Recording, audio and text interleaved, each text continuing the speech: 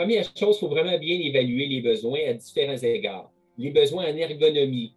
Qu'est-ce que tu as comme espace de travail chez toi? Il faut soutenir une bonne hygiène de travail et de vie.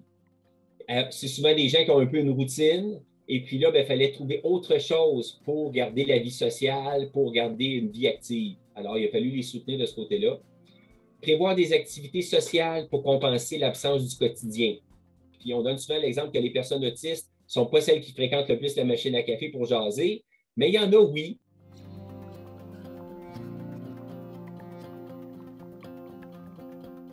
Un gros gain pour beaucoup, c'est l'économie du temps de transport et de la fatigue du transport. Pour beaucoup de personnes autistes, c'est très exigeant le transport, c'est fatigant plus que le travail. Plus de temps disponible pour les tâches quotidiennes et les loisirs. On a quelqu'un qui prenait tout son petit change pour faire sa semaine, faisait même pas toutes ses heures, faisait 30, 31 heures au lieu de 35. Puis quand il est arrivé chez lui, il m'a dit « L'univers s'est adapté à moi. » Diminution des stimuli sensoriels. Pour les personnes autistes, c'est très, très souvent un enjeu.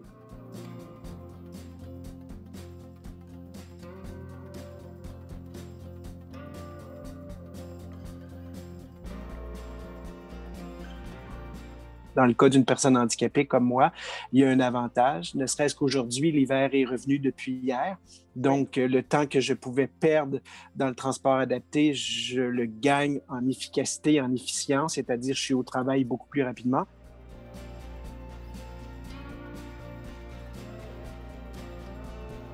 En fait, le principe de l'accommodement raisonnable demeure, qu'on travaille à la maison ou au bureau, c'est-à-dire que l'employeur a quand même une obligation de te fournir les équipements nécessaires à ta pratique de travail. L'ergonomie, c'est peut-être le parent le plus faible de ça, c'est-à-dire que l'employeur, s'il fournissait un mobilier accessible ou adapté, une chaise, peut-être qu'il devra faire transférer cette chaise-là qui était au bureau pour l'employé parce que l'employé n'a pas nécessairement un poste de travail pour être fonctionnel de 9 heures à 5 heures. Mais il doit y penser aussi dans une vision d'inclusion, c'est-à-dire que ce qu'il met en place pour cette personne-là peut être aussi utile en télétravail pour une femme monoparentale. Les personnes handicapées, l'intégration, on va dire « Ah, ben c'est le fun, ils vont travailler de la maison, je n'ai plus d'obligation au travail. » Martin l'a bien dit, là, on ne va pas cloîtrer les personnes handicapées sous prétexte qu'ils peuvent travailler à la maison parce que l'être humain a besoin de contact.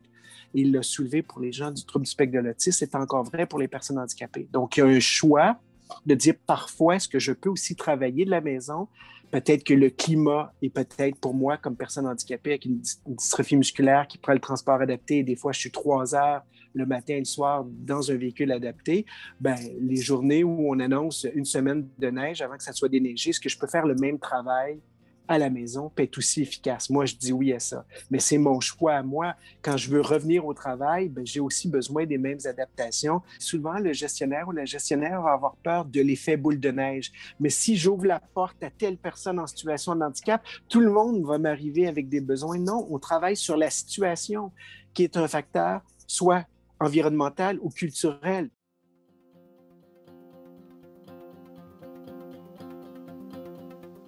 La diversité s'enrichit du contact avec l'autre. À partir du moment où l'autre n'est que virtuel, j'ai plus ce contact-là, j'ai plus ce moteur-là de changement. La fatigue visuelle, là, elle n'est pas propre qu'aux personnes en situation de handicap, elle est propre à tout le monde qui est en télétravail. Comment vous abordez le télétravail? Et peut-être après avoir fait cet exercice-là pendant quelques semaines, en arriver à dire, il y a peut-être un équilibre que vous n'avez pas trouvé qui va vous permettre de continuer en télétravail.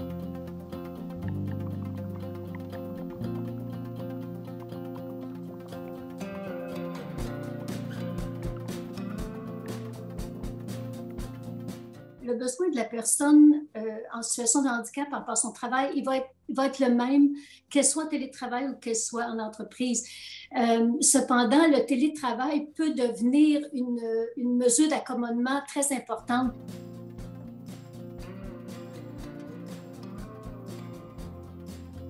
Si ça appelle des besoins particuliers, puis que si on ne comble pas ces besoins-là, ça va jouer sur la prestation de travail. Je pense que c'est très important de le dévoiler.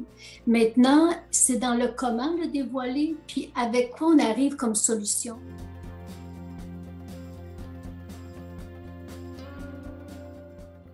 Les employeurs sont aux abois pour trouver de la main-d'œuvre. Donc, le télétravail, ça permet vraiment d'élargir le bassin de main-d'œuvre puis de donner des conditions favorables à des gens qui ont des connaissances, des compétences, ainsi de suite, puis leur permettre l'entrée sur le marché du travail. Puis il y a aussi tout le volet de maintien en emploi des travailleurs qui sont déjà en situation de handicap.